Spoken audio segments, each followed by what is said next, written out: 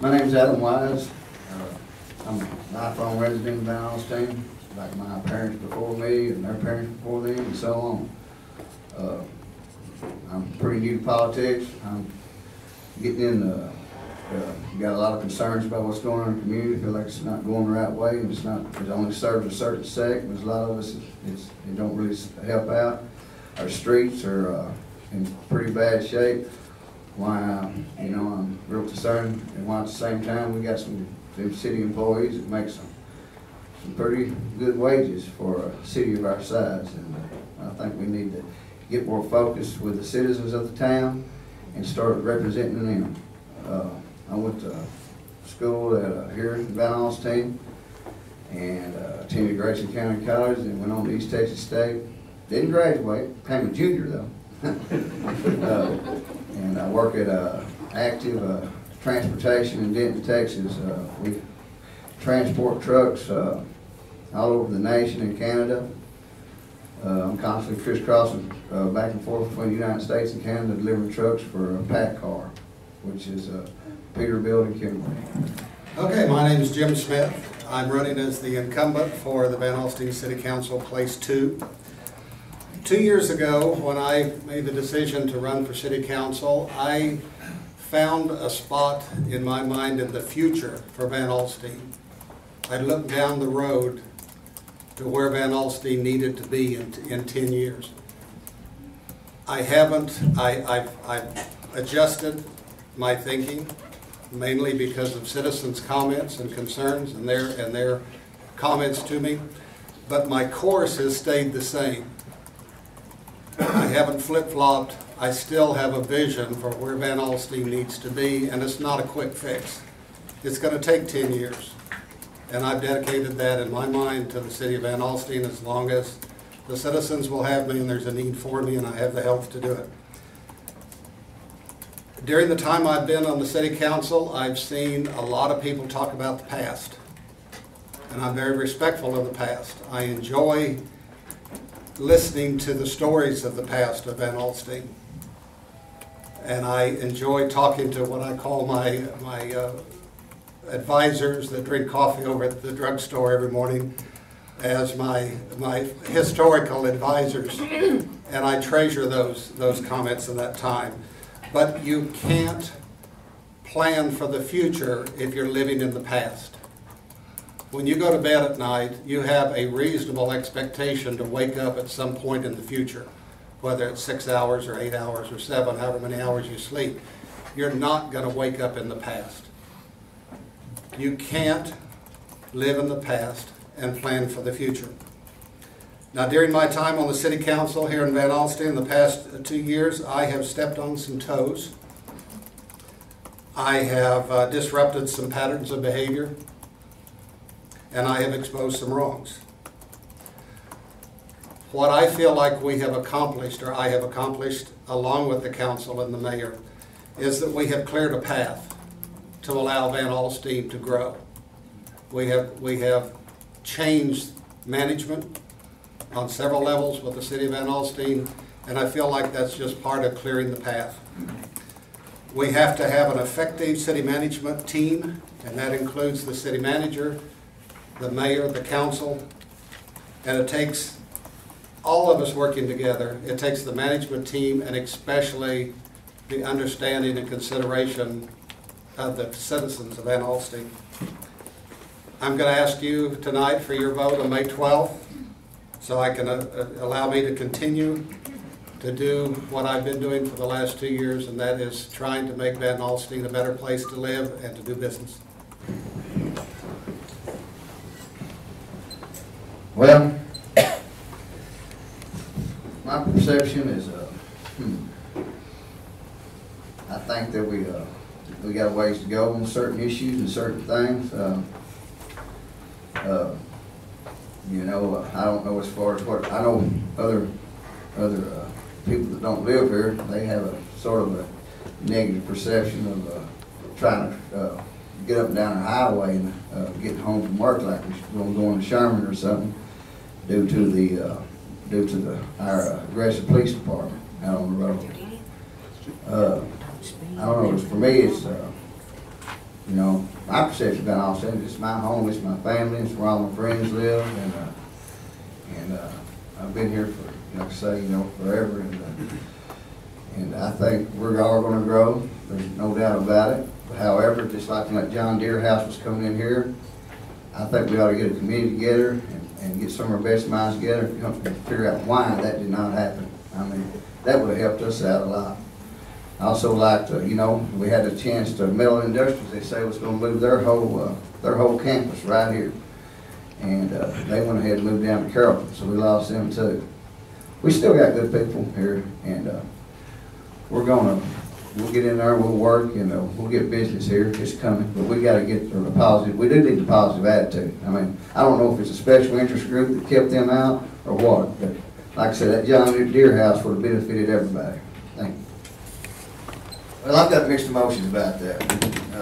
I feel like you got a strong mayor position in your city, maybe with a city administrator, that have to answer and be more liable to the people who voted them in there. And the city manager, it's been, in my experience, that they really don't have to deal with you much as they do the council. However, if you let your mayor in there, they can be held more responsible for decisions made. So I don't know, I'd like to look into that a little bit more, but I'm probably going to go with a strong mayor system. Thank you. The only way we can be successful in Van Alstyne is to have a city manager form of government. You can't ask an elected mayor, a volunteer, to run a $5 million budget. An elected person that is volunteering for that position doesn't have the knowledge, doesn't have the experience or the education to be a city manager. Van Alstyne is past the point that a city administrator, mayor form of government can be successful. It can't happen. We need someone that is educated, that is experienced, and is dedicated to making a town grow. There are too many laws that are in effect. There are too many factors that we have to consider when your city grows. We have to have a professional to get us out of the trap that we're in. And I don't use that word lightly. We have financial issues in Van Alstyne. We have infrastructure issues that we have to address. A city manager form of government is the only, or the city manager form of government is the only way that we can be successful. I think our police department has taken a great turn. I think it's great that Tim Barnes has been appointed as chief of police. I think our fire department continuously trains and is ready for whatever comes their way. I'm very proud of what the police department, compared to the police department I knew 4 years ago, we are leaps and bounds above what we had. And the fire department is equally as aggressive in their training and their dedication to the city. Thank you, Mr.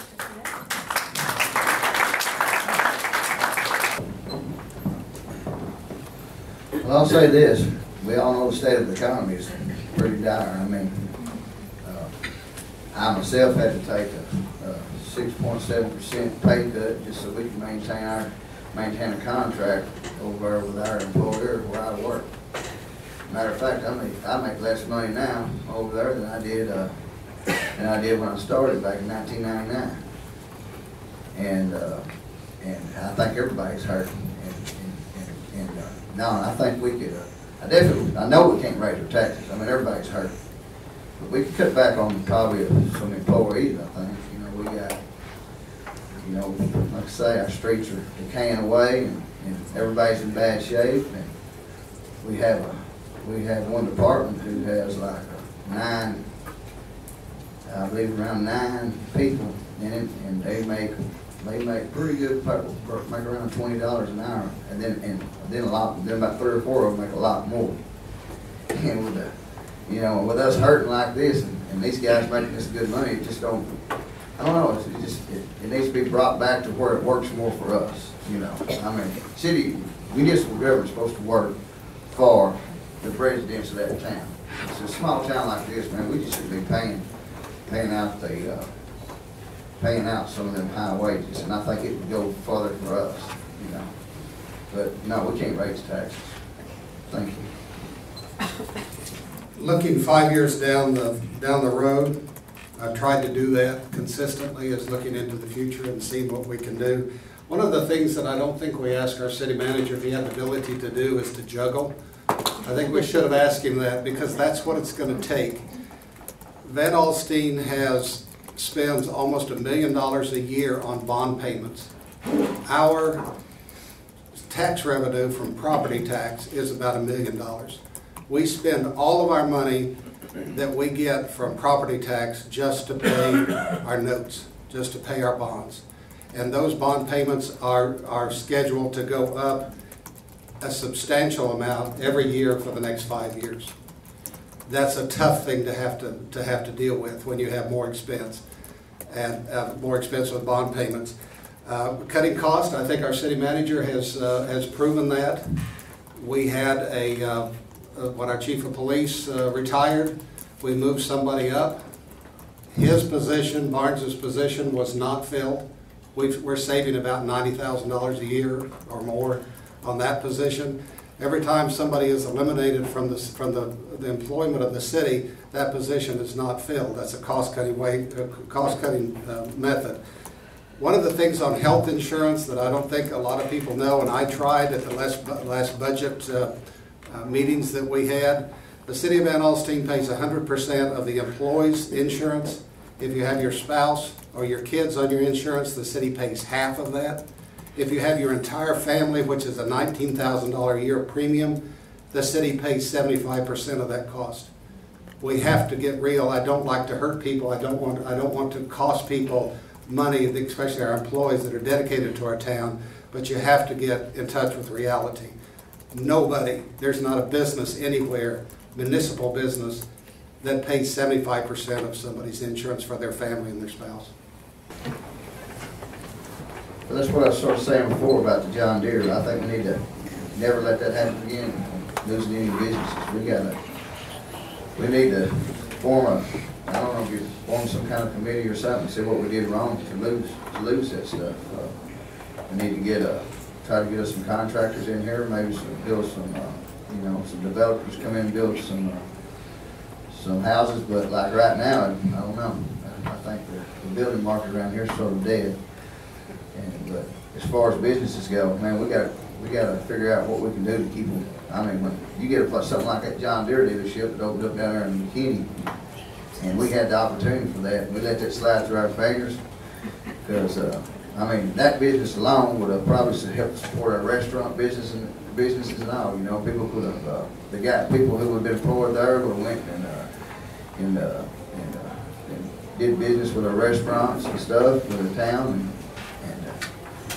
Yeah, well, we just gotta get together and don't let them go no more. I mean, keep them when they're interested. We gotta do all we can to keep them.